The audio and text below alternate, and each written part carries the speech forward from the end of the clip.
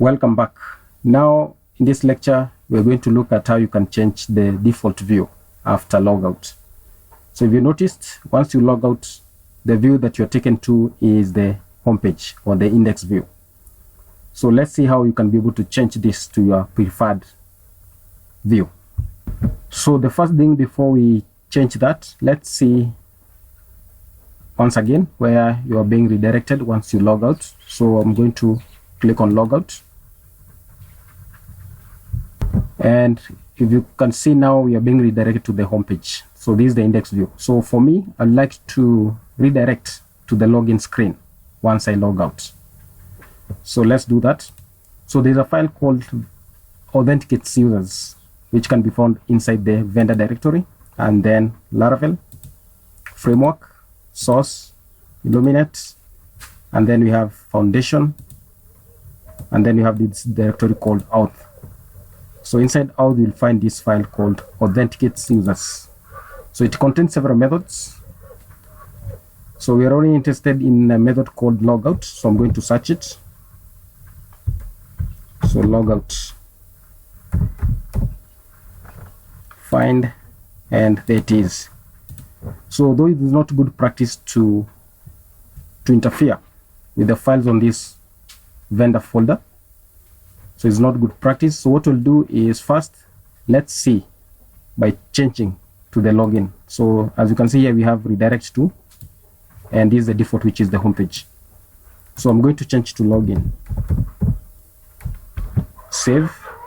Let's see from the browser. I'm going to log in again,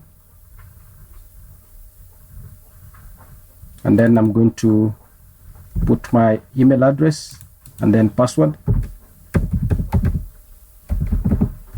Login. So let me log out now, and as you can see, I'm being redirected to the login screen.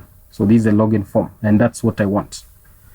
So I've said this is not good practice to interfere with files on the vendor folder, because once you update this application, everything will be overwritten on that, so including this file. So what I'm going to do is I'm going to copy this method and leave that file as it was before, and then I'm going to paste this method on the login controller. So I'm going to the login controller, and then paste that method here.